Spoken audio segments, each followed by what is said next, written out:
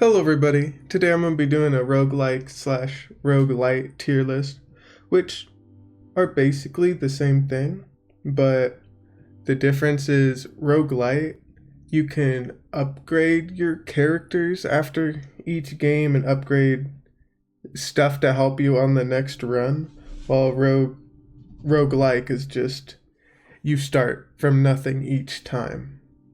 So the first one I have is MegaBonk, which it's a pretty fun game for a while. I'd consider it a roguelite because you can upgrade your silver or attack slots. You could gain more. You can gain more tome slots, which tome slots in this game allow you to have like increased attack speed or damage, and you can keep upgrading those.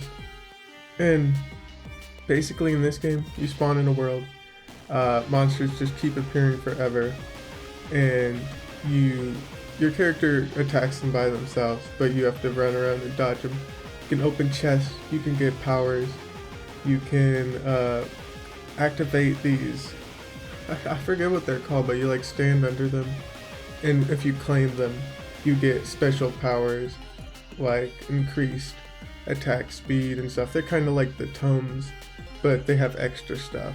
And throughout the game, you can collect more characters by playing through the worlds and finding secrets, or just you gain silver at the end of every run. I don't know what it depends on. I know it depends on like how far you get and how many kills, I want to say.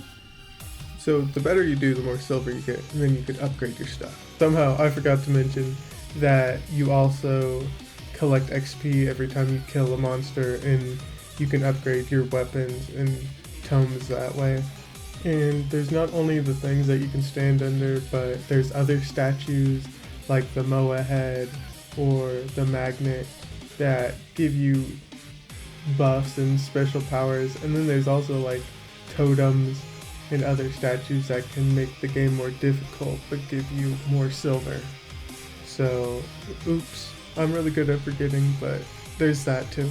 So I put MegaBonk in a B tier because it's fun, but it can get kind of stale quickly. And if you look on the leaderboards, there's people with like 1,000,000 kills. I'm like, how do you even do that? How? You're a natural demon. And that like discourages me to play for 8,000 hours to get up there. Okay, next game I got is Balatro. Now, would it be a roguelike or roguelite? I say Balatro is a roguelite because you can collect more decks in the game after beating other ones. And these decks all have different powers that help you get through the antes. In Balatro, you have to get through 8 antes to actually win. So the first ante is you have 3 binds. So in poker, whatever, it goes small bind, medium bind, and then you have the boss bind in this game. The small bind, it starts off 300. Also, forgot to mention that each ante, each bind goes up more and more. So like I said, it starts off at 300 for the small bind, but in ante 2, the small bind is 800. So it keeps rising up in the amount of money you have to make per ante. And if you know anything about doing poker hands, the better the hand, the more points you get. But after you beat the small bind, you can go into the shop and you can get jokers, which give you power-ups.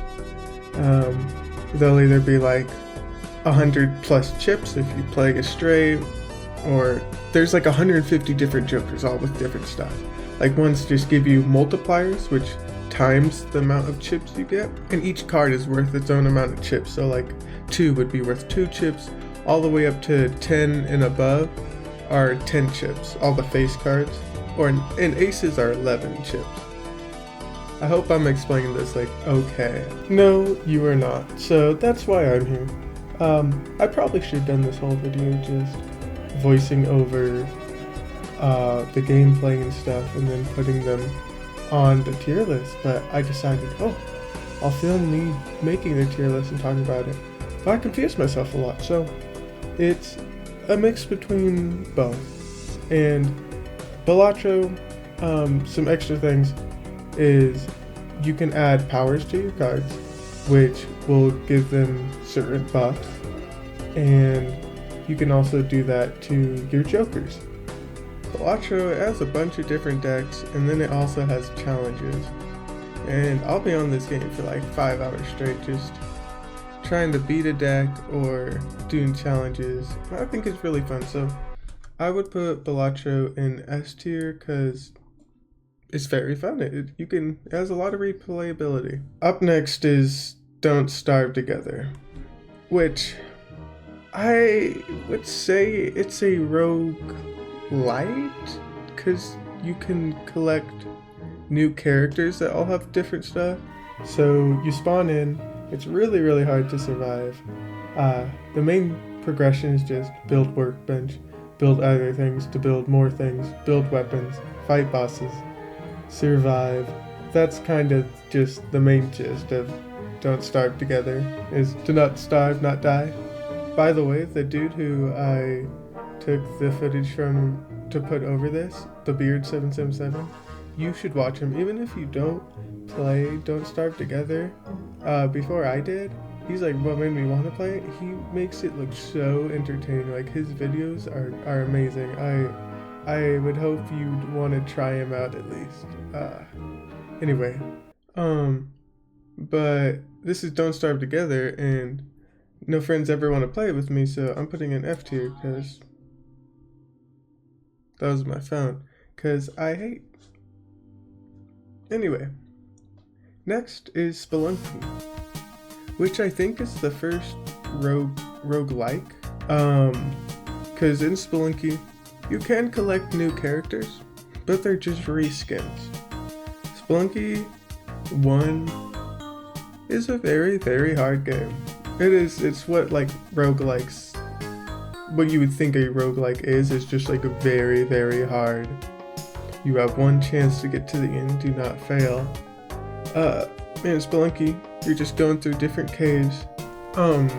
It'll look like 1 of 1, 1 of 2, 1 of 3, until you get to 2 of 1, 2 of whatever.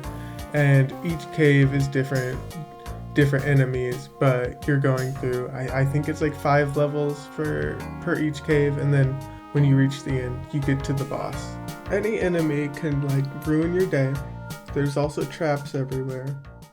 The shopkeeper, if you make him angry, he's gonna get you too. He might be like the most demonic thing in the game. Spelunky 1, it has way, way more open caves than Spelunky 2. So I'd say Spelunky 1 is actually easier, but I think it is personal preference. I don't know. I might put Spelunky 1. I just noticed that C and D tier are messed up. Hold on. Sorry. I would put it in C tier if I'm playing it alone, but then B tier if I'm playing with friends, because, I mean, stuff with friends always makes it better. If you don't like that ranking, that's fair. Spelunky 2, I love this game. Spelunky 2, I always play it with a friend, and it just improves on everything that Spelunky 1 had. And also, I think it's way harder because the caves are so much smaller, so there's no like movability, and I think I've gotten to the end, like beaten it once, but that was because friend carried me there basically. Getting to the end of like Spelunky 2 by yourself it will take ages. The amount of remembering stuff that you have to do, like every little trap, what does this, you have to be so vigilant, because if you aren't, your run could be over in like 5 seconds. But it's the same kind of thing as Spelunky 1, just going through the caves and worlds. Then you reach the final boss and beat it. It has a few different endings. But it's really fun. Don't fall down there. Okay. What are you? You're making it scary! I'd put it in A tier.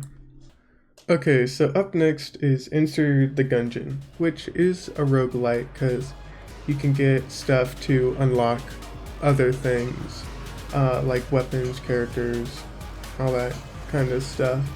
Um, but it is a very fun game. You can really play it, like the bosses are the funnest part, of course. But you go into the Gungeon, and all the maps are always randomly generated, like with most, or all roguelikes and roguelites. But in Enter the Gungeon, I feel like they don't have enough power-ups, I guess? Like in all these other ones, Balatro, Spelunky, MegaBonk, you get so many power-ups and like boosts that they just make you feel like awesome, like you could really build a deck. And you can do that in Enter the Gungeon. But maybe I'm just really unlucky.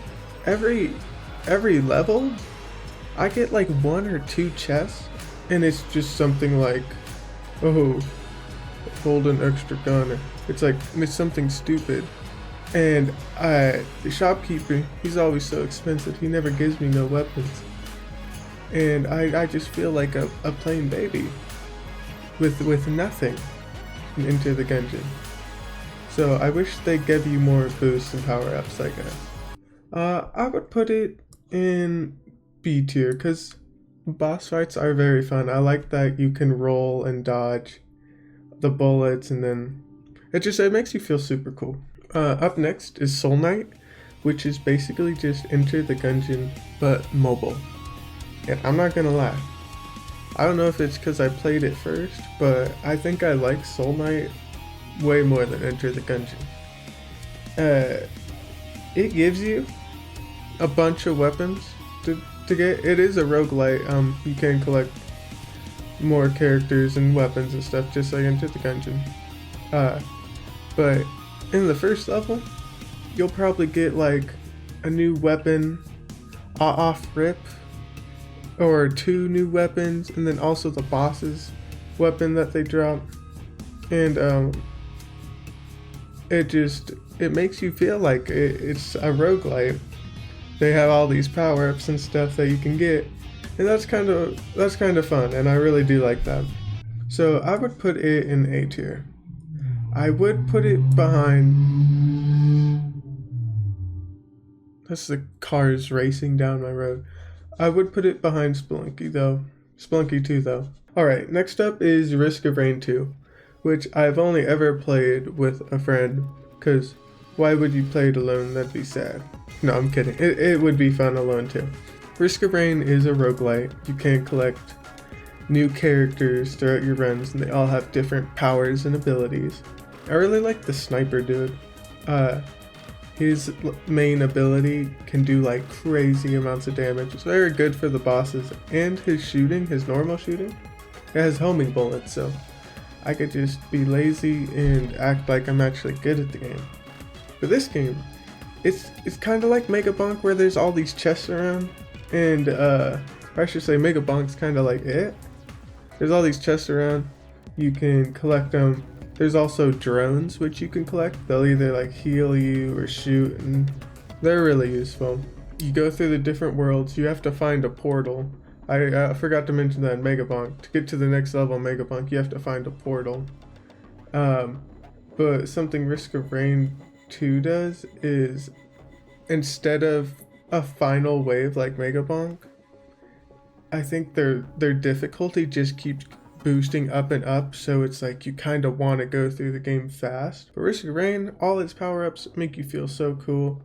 You could do so much, get so much, like just start doing a bunch of damage and cool things, and I really like that. And it has a bunch of different endings, so I would put it in a top of A tier. Okay, Binding of Isaac. I think this is Rebirth, which I haven't actually played that much, so if this ranking is like bad to all the Isaac lovers, that's probably why. But when I have played it, it's kind of just scary. Like, I know that's what it's supposed to be, like style-wise, but I don't know. It disturbs me. In this game, your mother she's like, "You're just like your father." You are just like your father. And she locks you in this closet. You go into this dungeon, and there's all these evil creatures down there. You go through the random levels, you collect chests, you fight the boss. You could do a lot of different builds in The Binding of Isaac Rebirth, though, which I do really like. I think it did it better than Enter the Gungeon. But like I said, this game's scary. I do think it is a really good game, and it does the roguelike good. Is it a roguelike or roguelite? Okay, well, I was looking it up, and I'm kind of confused. So, some people call it a roguelike, some people call it a roguelite. And it kind of comes from the separation of roguelike.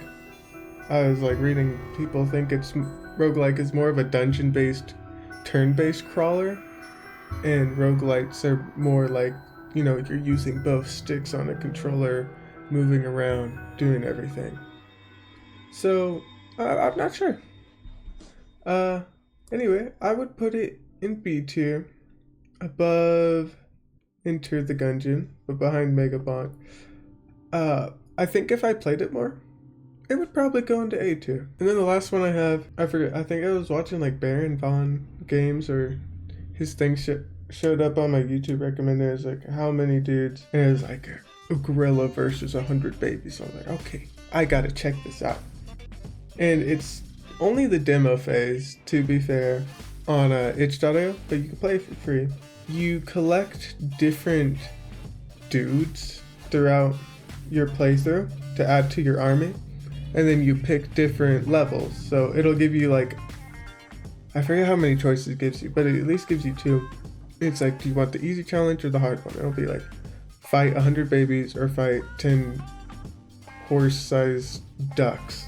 And then you get more money from the harder one, of course. You can upgrade, get power-ups, and get more dudes, and upgrade those dudes. So it's pretty fun. I think it's more of a roguelite. I only played it once ever. I played for like 2 hours. It just kept going and going. And it started to lag my phone because it'd be like 1,000 something babies versus you. And it really started to lag. It just got really repetitive for me, and like I said, it is in the demo, to be fair, but I think it's one of those games for me that I played once, I'm like, oh, that was really fun. Would I play it again? No.